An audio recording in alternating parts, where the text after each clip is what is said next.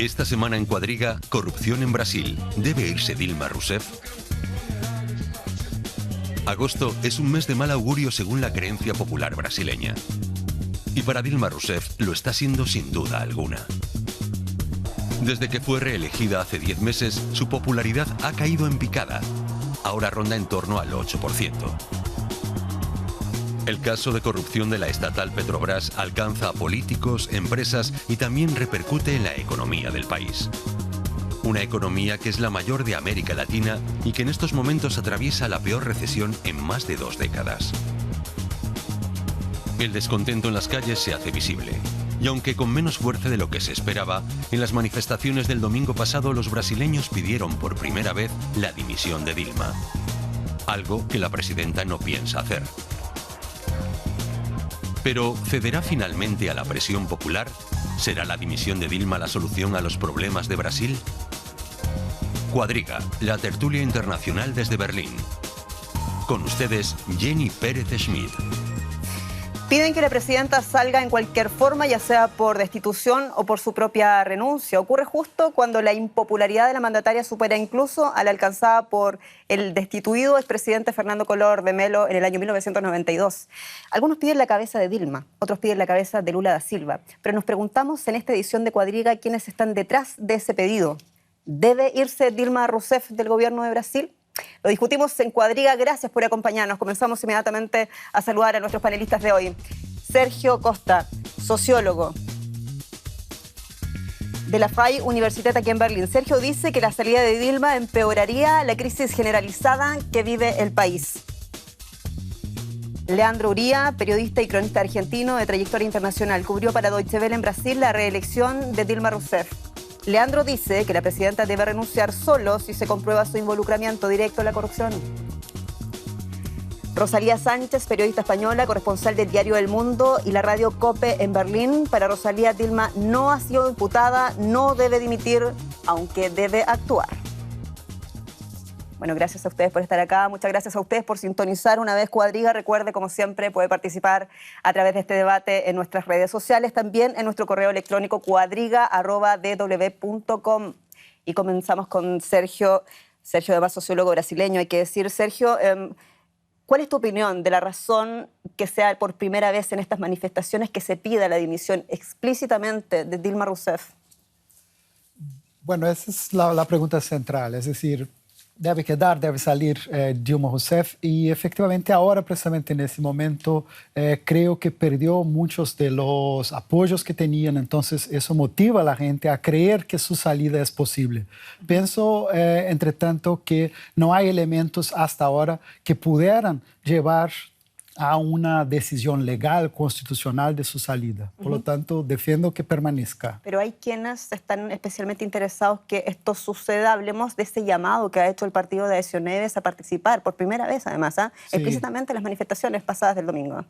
Hay que decir que en el propio partido de Aécio Neves, el partido socialdemócrata, hay una división. Es decir, Aécio Neves interesado que salga Dilma, pero no solo Dilma, también su vicepresidente, Michel Temer, para que pudieran ser convocadas elecciones inmediatamente. Eso traería chances que Aécio Neves, como su principal opositor en ese momento, podría ser electo. Pero otras personas al interior del propio partido de Aécio Neves, como el gobernador de São Paulo, Alckmin, o como el propio Serra, que ha sido candidato a presidente, prefieren una elección en 2018, porque ahí se podrían credenciar hasta entonces para esas elecciones. Leandro Uría, que está incluido de nuevo en estas manifestaciones de este partido por la socialdemocracia brasileña, de alguna manera explica que se esté pidiendo ahora la dimisión tan explícitamente de la presidenta brasileña. En realidad es un proceso que viene de este estallido del escándalo de Petrobras. Y el problema es que ahí el mismo Aécio Neves apoyó muy fuertemente un pedido de dimisión, pero luego, en una actitud un poco más cauta, él consultó a un exministro de Justicia de Cardoso a ver si esto era posible. Y ese ministro de Justicia dijo taxativamente, hasta ahora, con las pruebas que hay, no es posible. A partir de ese momento, él se volvió un tanto más reticente, si bien apoya las manifestaciones por la disconformidad creciente que existe contra Dilma.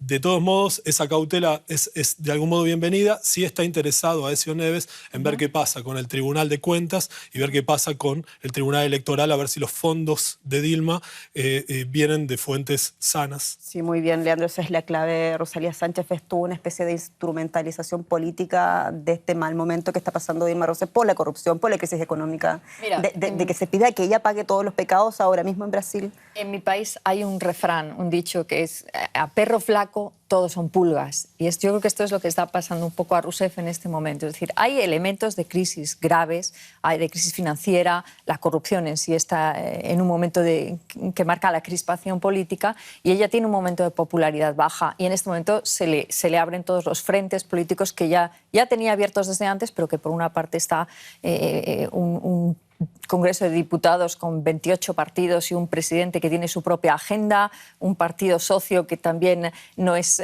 un socio todo lo fiel que debería. Además hay un sector económico privado que se está viendo muy perjudicado o que se percibe como muy perjudicado a corto plazo por las medidas que ella está intentando implementar para contrarrestar la crisis financiera, y se le viene todo encima. Pero también hay actos de contraprotesta, hay que decir, esa crisis también alcanza, al parecer, y tú nos puedes ayudar mejor, Sergio, en las propias filas del PT. Hay mucha gente, como lo decía ella, ¿no? Que está realmente desencantada con este ajuste fiscal, con este camino un tanto neoliberal que ha adquirido Dilma Rousseff en contra del plan de fortalecer esa clase trabajadora, que era la gran promesa del Partido de los Trabajadores, ¿no? Ese es precisamente el punto ahora, es decir, Dilma ya no tenía el apoyo, es decir, de las fuerzas más a la derecha, y ahora pierde el apoyo a la izquierda. En la medida que se dejó elegir en las últimas elecciones, 2014, con un programa que prometía más reformas sociales. Y al final, al asumir el gobierno, el primero que hizo fue poner como su ministro de Hacienda, es decir, el ministro de la Economía, alguien para apretar el ajuste fiscal, para introducir con más fuerza la agenda neoliberal. Eso no le perdona a la gente que la apoyó esperando más reformas sociales, lo que no está haciendo ella. Sergio, como sociólogo, como brasileño, ¿qué tan mal está Brasil, económicamente hablando, políticamente hablando? Si nos puede hacer un breve diagnóstico. Políticamente creo que, bueno, eso está visible, está muy mal, pero hay salidas. Es decir, si Dilma tuviera una otra postura, es decir, una otra posición, ya desde las primeras protestas de 2013, prometió hacer como una refundación de la República, hacer una reforma política efectiva, pero nada lo hizo. Es decir, no hizo nada de eso, y lo que hizo fue seguir con la misma agenda. Eso solo hizo profundizar la crisis. Es verdad que fue electa, pero sigue siendo muy débil. La crisis económica, esa sí es muy complicada, porque Brasil ha apostado en los últimos 20 años, como muchos otros países de América Latina, en un desarrollo basado en la exportación de materiales crudos, es decir, de commodities, etc., que tienen precios en el mercado internacional muy volátiles. Y ahora, sobre todo cuando baja el crecimiento de China, eso tiene reflejos inmediatos en Brasil. Si la estrategia adoptada ha sido una estrategia que no ha sido una estrategia inteligente de desarrollo. Y tú apuntas al contexto global desfavorable. Todo esto ocurre en medio, hay que decir, de una visita relámpago a Brasil, una visita que llega desde Alemania, la canciller Angela Merkel, acompañada de la mitad de su gabinete, de los ministros más importantes, si se quiere así plantear, para las relaciones bilaterales. Lo hace este día, jueves, y recibe también una amplia cobertura internacional, porque son dos mandatarias que ocupan el ranking de las mujeres más poderosas. Angela Merkel está en el primer lugar, Dilma Rousseff en el séptimo, pero al revés de Dilma, Merkel tiene la más alta popularidad en Alemania. Bueno, muchos dicen de que la visita de Merkel podría cimentar una salida, la única chance quizás a la crisis por parte de Dilma, que es recurrir precisamente a los socios extranjeros. Dos de las mujeres más poderosas del mundo, cara a cara, Angela Merkel y Dilma Rousseff, cada vez más unidas desde la final del Mundial de Fútbol de Brasil, donde se encontraron e intensificaron el intercambio comercial entre ambos países. La canciller alemana Angela Merkel viajó esta semana a Brasil, acompañada de un grupo de ministros de su gabinete para las primeras consultas alemano-brasileñas. Brasil es hoy el primer socio comercial de Alemania en América Latina. Las 1.400 empresas alemanas presentes en el país respaldan esta posición, que se ha ido forjando en las últimas 2 décadas y que de momento no se ha visto demasiado afectada por las crisis recientes en Brasil. No comentaremos sucesos políticos internos de Brasil, pero esencialmente las consultas son una expresión de que ambos países tienen ya una relación estrecha entre sí o de que buscan una relación aún más estrecha que la que tienen hasta ahora.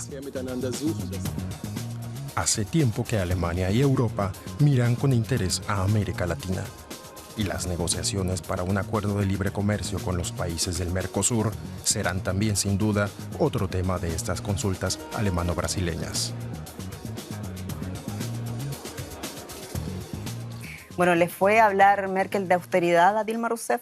Probablemente, como el panorama no da mucho para inversiones, seguramente esto se tome como un espaldarazo a la política que está llevando ahora adelante Dilma Rousseff, que es claramente, como recién lo explicaba Sergio, bastante antipopular.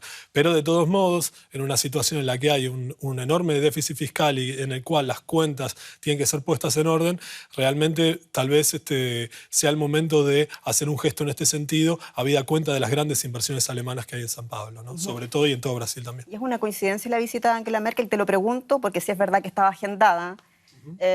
Dado el momento político de Brasil tan complejo, pudo haber Merkel de alguna manera despegado otro momento para visitar a Dilma, ¿no? Ellos han sido muy cautos a la hora de expresarse, han dicho que en realidad estas consultas que están teniendo lugar por primera vez entre el gobierno alemán y el gobierno brasileño marcan el deseo de ambos gobiernos de tener una relación mucho más estrecha en el largo plazo, pero yo realmente hago la lectura de que justamente es un espaldarazo en un momento en el cual Dilma lo necesita. Rosalía Sánchez, es un espaldarazo. ¿Por qué Sí. hablan de no comentar el momento político? Eso es muy alemán por lo demás, pero no puede también ser un poco de pragmatismo típico alemán, esto de decir, prefiero no opinar, esperando sobre todo a ver qué va a pasar en el futuro, ¿no? Más que pragmatismo, yo creo que es corrección. No corresponde al gobierno alemán inmiscuirse en la política interna brasileña y no creo que tengan ninguna intención. Pero sí que creo que hay una intención de respaldar a Rousseff y de dar visibilidad a una parte efectiva que sí están teniendo sus políticas. Decíais, no ha hecho una política demasiado inteligente. Yo no estoy del todo de acuerdo. Sí que es cierto que hay políticas muy impopulares que está llevando a cabo y que había una serie de prestaciones sociales que se esperaban y que no pudieron ser, pero claro, en un contexto en el que el precio de las materias primas está por el suelo y en el que la crisis financiera internacional marca las pautas, y ella, por ejemplo, ha hecho algo muy valiente, que es negarse a devaluar la moneda brasileña, ¿no? Hubiese sido la salida fácil. Hubiese sido la salida fácil para mantener la popularidad, ¿no? Y ella ha tomado este papel un poco más difícil, más largo, más trabajoso, pero a largo plazo mucho más beneficioso para Brasil. Creo que esto también se le debe reconocer. Sergio. Sí, no, yo pienso en una estrategia de medio y largo plazo. Es decir, ya eso empezó con Lula. Es decir, no hizo inversiones en tecnología e innovación que pudieran posicionar a la industria brasileña de una forma más inteligente en el mercado internacional. Y ahí restaron la exportación de productos agrícolas, minerales, etcétera, como la única posibilidad para efectivamente hacer cargo de la competencia internacional. Creo que ahí, con el tamaño del mercado interno de Brasil, si hubieran hecho una política industrial inteligente, una política industrial de inversiones en innovación y tecnología, hoy en día Brasil estaría muchísimo menos vulnerable a esas oscilaciones del mercado de commodities. Sergio, también es cierto de que precisamente Dilma asume en el año 2011 con Lula y gastó mucho más precisamente por esa bonanza económica. Lo que estamos viendo hoy día en Brasil no es parte también de ese exceso de confianza de ese tiempo, y estos recortes que vemos ahora no es parte acaso de alguna manera de poner las cuentas al día de todo lo que se gastó en el pasado. Sí, pero eso hay un enorme debate entre incluso los economistas de Brasil si esa es la mejor salida. Es decir, si en ese momento austeridad fiscal es la salida. En la medida que si tomamos toda la historia de América Latina y sobre todo de Brasil, no hubo periodos de crecimiento de la economía sin inversiones estatales fuertes, sin un Estado intervencionista en la economía en el sentido de bancar la infraestructura, de construir, de invertir. No hubo en Brasil ningún ciclo de prosperidad sin un Estado inversor. Esa sería, si funciona la estrategia de Dilma, sería la primera vez en la historia de Brasil que funciona, porque nunca ha funcionado. Leandro Uría, podría funcionar porque por ahora no está dando frutos, lo ha dicho Standard & Poor's también recientemente. Lo que pasa es que para eso se necesita, de algún modo, mucha fuerza del Estado y mucha credibilidad. Y ahí nos toca en el centro este problema de corrupción. Sí, como dijo Dilma, el tema de Petrobras le cuesta a Brasil una caída del 1% del Producto Bruto, la gente puede pensar que en realidad el ajuste viene porque tienen que pagar lo que se robaron los políticos. Y eso es realmente un argumento fuerte para fogonear las protestas. O sea, para ti la corrupción está absolutamente de la mano en el tema, digamos, del crecimiento económico. Te pregunto porque también esta crisis es una crisis de confianza. Y nos preguntamos, por ejemplo, si tomamos de nuevo el caso de esta visita que hace Angela Merkel a Brasil, ¿no se solucionan de alguna manera las confianzas cuando la primera economía de Europa va y le dice a Dilma Rousseff, queremos estrechar los lazos contigo? Lo que pasa es que conectando con lo que decía Sergio, me parece que un poco lo que no están diciendo y los alemanes saben es que una perspectiva de impeachment o de renuncia de Dilma Rousseff puede ser muy negativa para la economía y muy negativa para las inversiones alemanas. Entremos en el impeachment, que es esa figura del derecho anglosajón a todo eso que utilizan los brasileños para hablar de la destitución de la mandataria brasileña. ¿Qué tan cerca o qué tan cerca se podría estar en el futuro? Sergio, de una destitución. Está claro que no va a renunciar, Dilma lo ha dicho, pero de una destitución, de un proceso de destitución a Dilma Rousseff en Brasil. Será un proceso político. Legalmente no hay bases para poder criminalizarla. Es decir, hasta ahora las evidencias y las pruebas existentes no permiten un proceso bien fundamentado de impeachment, como decimos nosotros en Brasil. Y si hay impeachment, podría ser por dos razones. Por crímenes que ha cometido en ese mandato, no en el mandato pasado. Es decir, las cuentas que están siendo evaluadas en 2014 no podrían llevar a un impeachment ahora, en ese mandato. Podrían servir para el mandato anterior que ya se terminó. Interesante. La segunda posibilidad sería un impeachment por crimen electoral.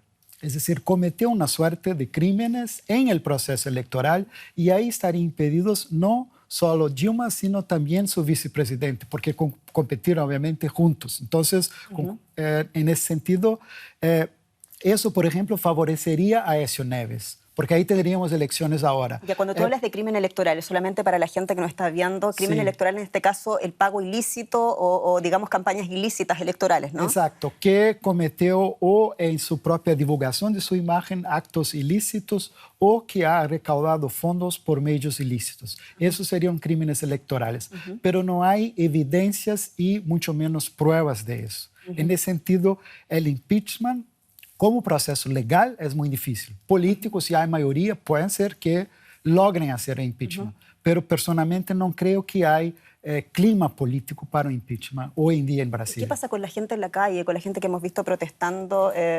Ellas siguen insistiendo en que es necesario que la presidenta se vaya y parece que tampoco necesitan esas pruebas legales para seguir pidiéndolo en la calle, ¿no? Claro, pero es decir, ahí hay que, creo, diferenciar momentos. Cuando hubo manifestaciones contra Collor, había una unanimidad del país en contra de él. Nadie lo quería más en el poder. Hoy en día con Dilma la cosa es un poco más complicada porque las protestas son protestas muy más coordinadas por movimientos más bien a la derecha del espectro político. Contra Collor eran las tendencias más democráticas y la izquierda. Entonces es difícil comparar los dos momentos porque las fuerzas por detrás de las manifestaciones son más bien fuerzas que quieren una agenda aún más liberal. Es decir, uno de los movimientos se llama Brasil Liberal y precisamente quiere eso, es más neoliberalismo. El denominador de lo que vemos ahora en las protestas en las calles, gente más bien que es del área conservadurista de Brasil, si bien entiendo. Exactamente eso. Y obviamente la insatisfacción es más generalizada, pero la insatisfacción tiene más razones económicas. Es decir, hubo una promesa de que los brasileños llegarían todos a ser clase media y pasaron los tiempos y los pobres siguen pobres. Eso es algo que la gente no aguanta, ¿no? Leandro Uría, perdón, tú estuviste cubriendo la elección pasada de Dilma Rousseff, o sea, lo que estamos viendo, y lo leía de alguna manera en alguna crónica, de que era la gente de la clase media alta la que de alguna manera quiere que Dilma salga. Yo en realidad justo quería hacer una corrección. Me parece que el ajuste le pega también a este 30 millones de personas que Lula había logrado sacar de la pobreza e incorporar a la clase media.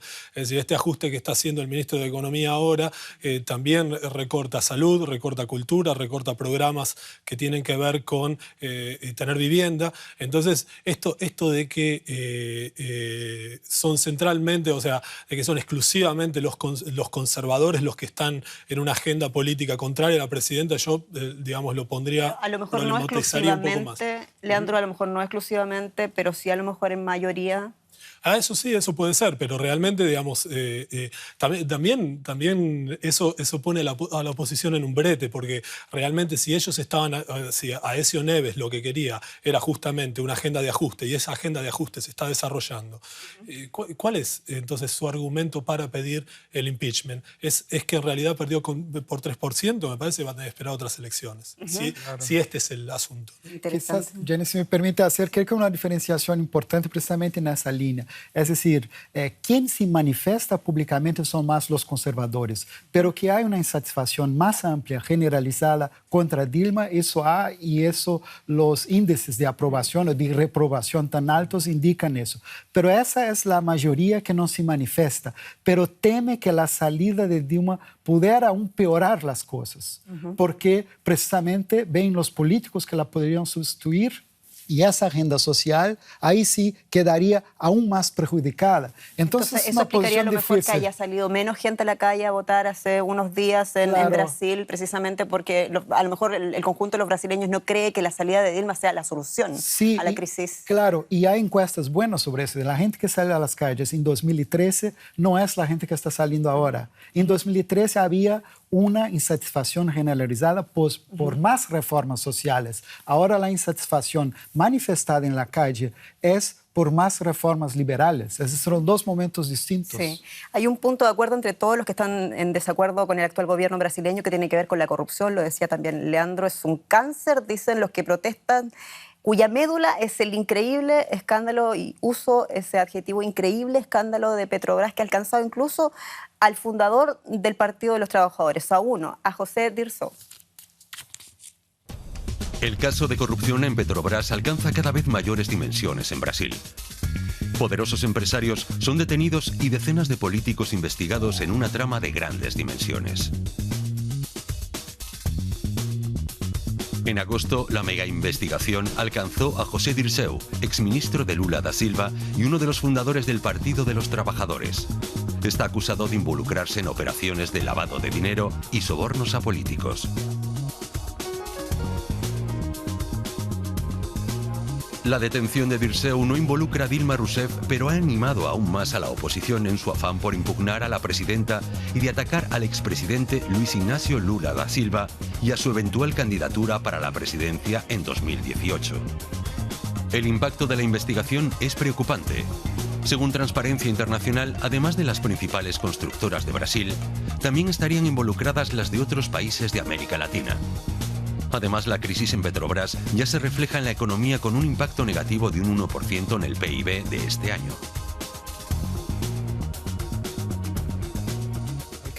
Bueno, Leandro Uría, nuestro invitado argentino, decía que Dilma Rousseff solo tendría que renunciar si es que es comprobada su participación en un caso de corrupción, ¿no? Pero yo me pregunto si puede gobernar todavía, si se queda con quiénes o sin quiénes gobernar. Te lo pregunto, un dato. Estamos hablando de 13 senadores, 22 diputados y 2 gobernadores en funciones sospechosos de haber aceptado sobornos, ¿no es cierto?, de contratos en Petrobras, y el propio Dirceu. ¿Con quién se queda Dilma en el gobierno? Bueno, ese es justamente el tema. Me parece que va a tener que hacer gestos para reconstruir su base política.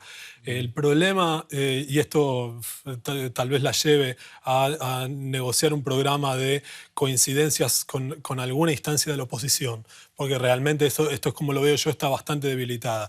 Pero es importante que, si bien hay muchas especulaciones y muchas discusiones de si ella debe irse o no, es importante decir que el presidente de la Cámara de Diputados es el tipo que decide si da curso o no a un juicio político a la presidenta. Ese señor está denunciado por su participación en el escándalo de corrupción de Petrobras. Y ese señor ha prometido también obstaculizar al gobierno de Dilma todo lo posible. Entonces tenemos una situación en la cual, además de volver a ver a Fernando Collor de Mello, que está implicado en esto, es decir, a José Dirceu, o sea, tenemos... Hemos visto a Cardoso también, están apareciendo todos, ¿no? Es decir, gente que uno pensaba que ya habían quedado en la historia y no del lado amable de la historia de Brasil, la tenemos en el medio. Esto sí, me parece que es una responsabilidad moral que atañe a Dilma Rousseff, que es empezar a limpiar el sistema político. Bueno, Leandro decía de que era Cuñas, ¿no? El presidente de la, y esto es muy brasileño, de la Cámara de Diputados, quien tienen que decidir, pero también hace una semana, y tú me corregirás, se sumó el presidente de la Cámara, quiero decir el presidente del Senado, cuyo nombre no me atrevo a pronunciarlo en portugués, si me ayuda. Calheiros. Calheiros. Bueno, él va a tener que decidir también, y él ha hecho un pacto de caballeros, ¿o no?, con el gobierno brasileño, y eso despertó todas las alarmas de los opositores. Dice, aquí hay, como decimos en Chile, a ver si me entienden ustedes, hay gato encerrado, dicen. Claro, eso está despertando muchas es decir, dudas en la opinión pública y también entre los políticos. ¿Por qué hacen ese acuerdo de caballeros? ¿Quiere Renan Calheiros ocultar algo sobre sus participaciones o no? Es decir, yo no me atrevería a decir nada aquí si él está involucrado o no, pero ciertamente hay ahí un acuerdo que está hecho y ese acuerdo seguramente garantirá una sobrevida a Dilma Rousseff. Es decir, si puede rearmar ahí una cierta articulación política, pero es insuficiente. Es decir, mejor sería hacer una reforma ministerial muy más amplia, invitando personas de ilibada reputación a componer el gobierno. Ese gesto no hizo Dilma Rousseff hasta ahora. ¿Por qué? No sé. ¿Esa es la clave? Invitar a gente que esté con reputación. Perdón, pero hay suficientes, porque uno ve en realidad la magnitud de todo esto, quedan todas.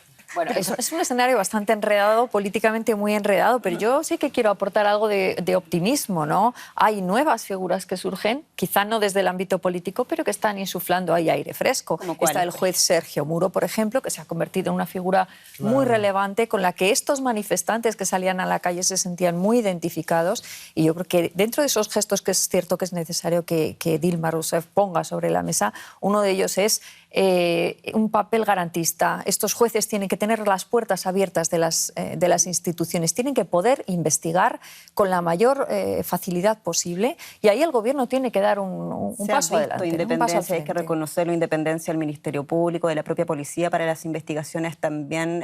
Esto ha fortalecido, ¿no?, la institucionalidad democrática de Brasil. ¿Es así también la lectura como tú lo ves? Sin duda, sin duda. Hay un ingrediente más que pienso que podría ser la clave para obtener la reestabilización política, que es promover una reforma política digna de ese nombre, es decir, una reforma política amplia. Todo el sistema político brasileño es financiado a través de un acuerdo con los agentes económicos. Es decir, las empresas financian las campañas carísimas de los políticos y los políticos, llegando al poder, reciben la cuenta. Es decir, se llaman donaciones, pero son más bien préstamos a pagar si esa gente es elegida y está en el poder. Algo que pasa en el resto de América Latina también. Sí, es un sistema ese sistema no puede seguir funcionando. Lo ha dicho Dilma Rousseff, no queremos más empresas, queremos que privados. Claro. ¿Se solucionaría el problema? No, creo que hay que ser financiamiento público de campaña como tenemos en Alemania. Es decir, por elector uno recibe un determinado subsidio para hacer su campaña electoral. ¿Le ha dado la idea a la presidenta para que...?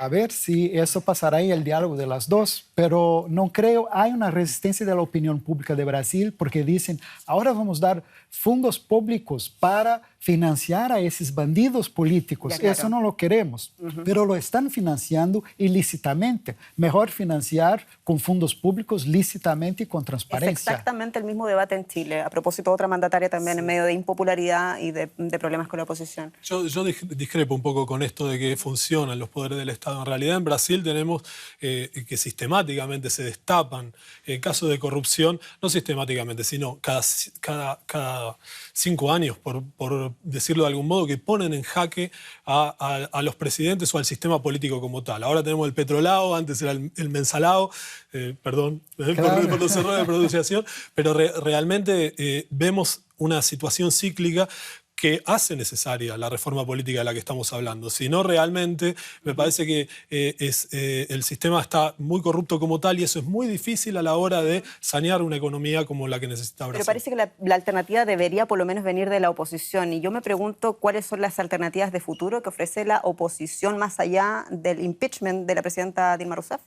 Y es un poco lo que decíamos antes. Me parece que si la oposición lo que le cuestiona a Dilma Rousseff es la mala administración, eso se cuestiona por medio de los votos. No se puede destituir un presidente a menos que ese presidente tenga, como lo había dicho antes, que haya pruebas fehacientes de que ese presidente es corrupto.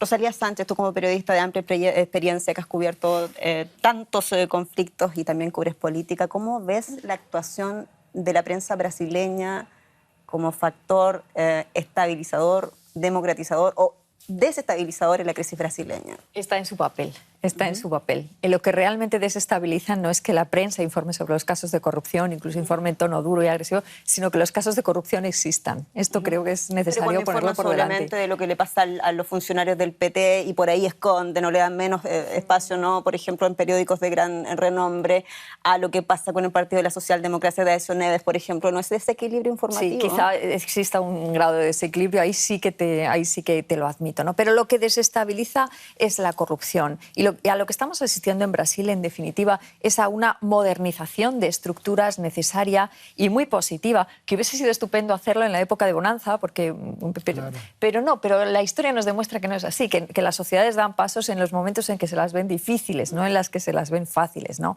Entonces yo veo el proceso con cierto optimismo y en lo que me gustaría insistir es en esta idea, es decir, popularidad. Sí, es evidente que Dilma Rousseff está en un momento bajo y que este es un gobierno débil. La alternativa es si seguir con un gobierno débil o lo que sí sería una gran desestabilización, que sería dejar con qué gobierno alternativo. Miremos las alternativas y nos damos cuenta de que realmente no hay algo que pueda sustituir y en un momento de crisis a este gobierno.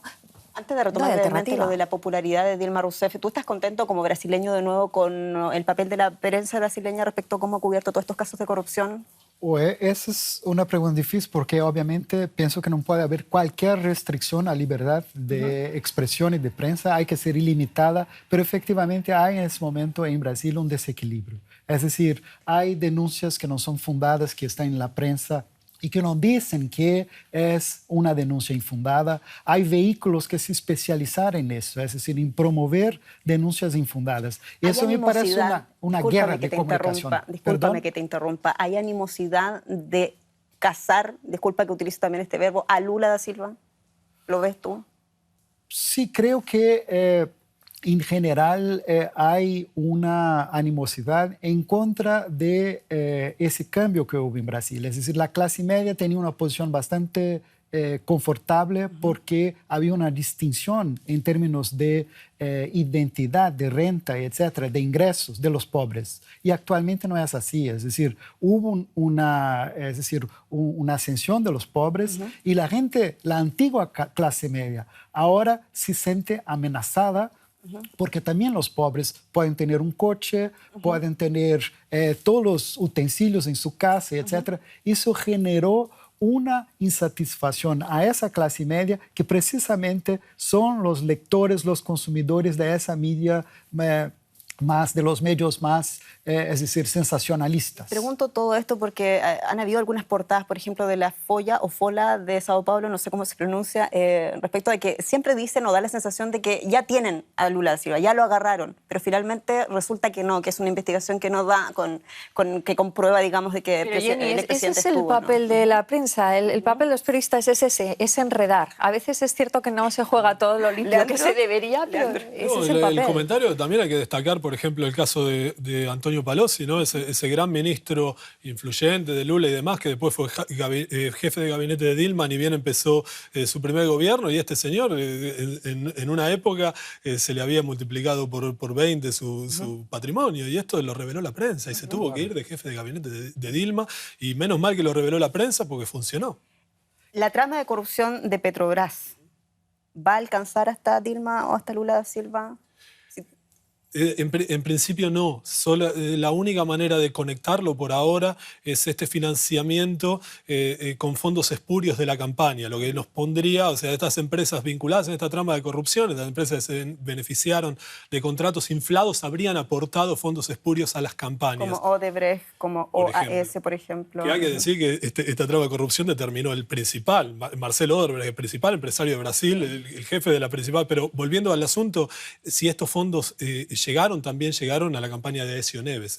O sea que tenemos una complicación ahí. Correcto. Atención que esas empresas de las que hemos mencionado están también presentes en toda América Latina y hay varios países cuya, por ejemplo, Transparencia Internacional está averiguando si hay dineros también ilícitos en países como Venezuela, como Chile, como Argentina, Perú, República Dominicana. En fin, ¿qué cabeza importa más? ¿La de Dilma Rousseff o la de Lula da Silva? Ahora mismo.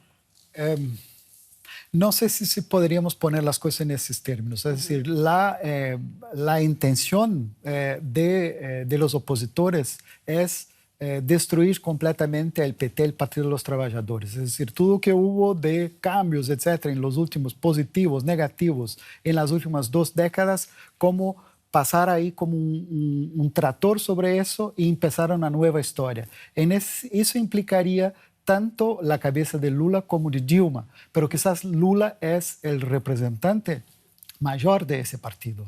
Rosalía Sánchez, como periodista europea, con tu experiencia de nuevo, ¿qué significaría para Brasil, para la primera economía de América Latina, con este socio vital, por ejemplo, para una Alemania, para los Estados Unidos, para China, para la India, que la presidenta dimita?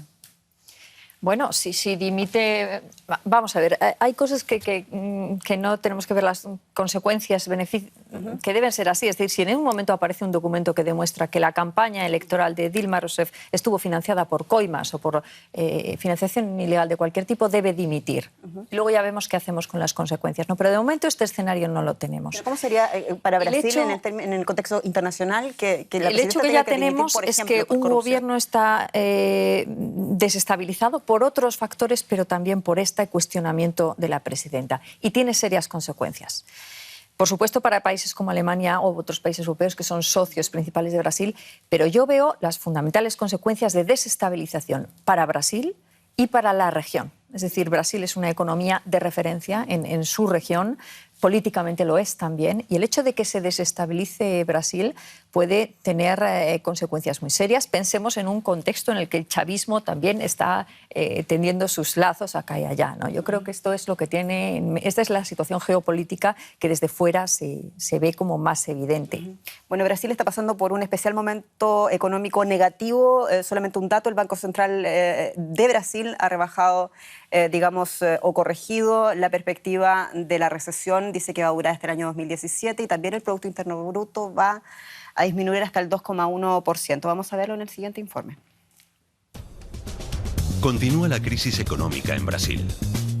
Luego de consecutivas caídas en su Producto Interno Bruto, la mayor economía de América Latina entró técnicamente en recesión en septiembre del año pasado. A la fuerte retracción de su producción industrial se sumó el desplome de inversiones y la baja de los precios de materias primas y en especial del petróleo. Los precios de alimentos, en cambio, aumentaron dramáticamente con una inflación que alcanza un 9,56%.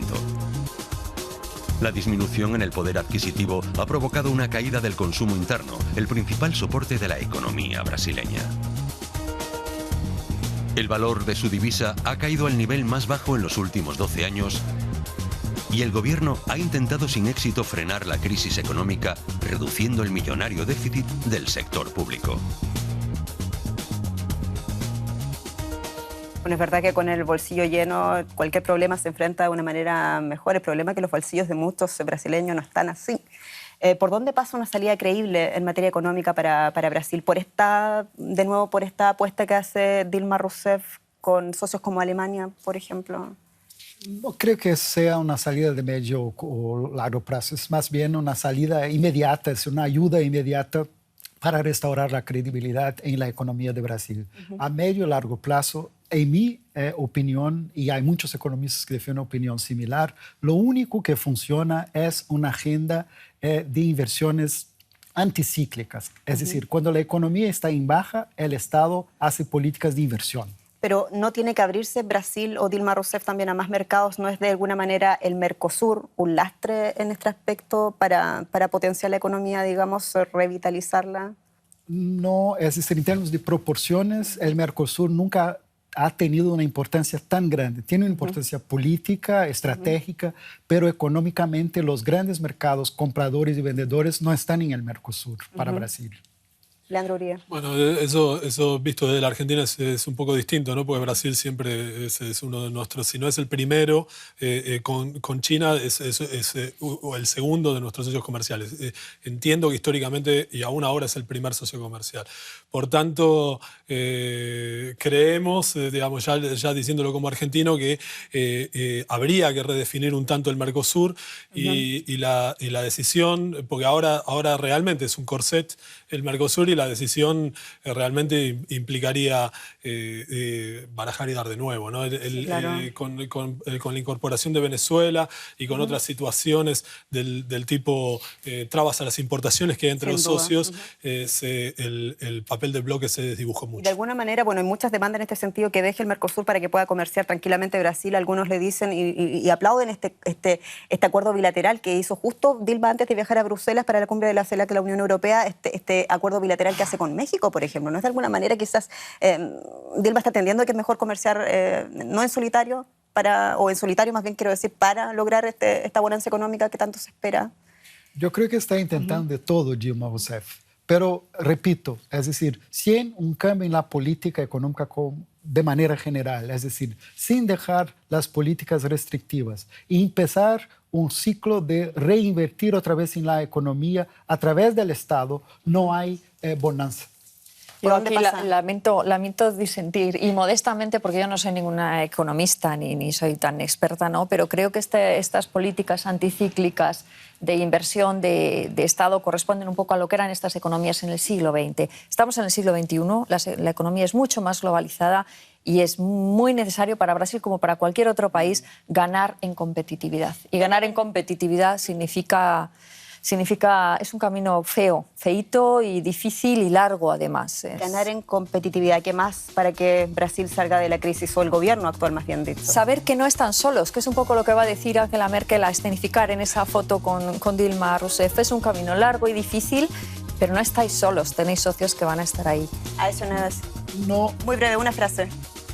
Aécio Neves, que decir de él, seguiría el mismo programa económico que está siguiendo Dilma. Se nos fue el tiempo, lo siento. Gracias a ustedes tres por estar acá. Gracias a ustedes por sintonar Cuadriga una vez más. Hasta pronto.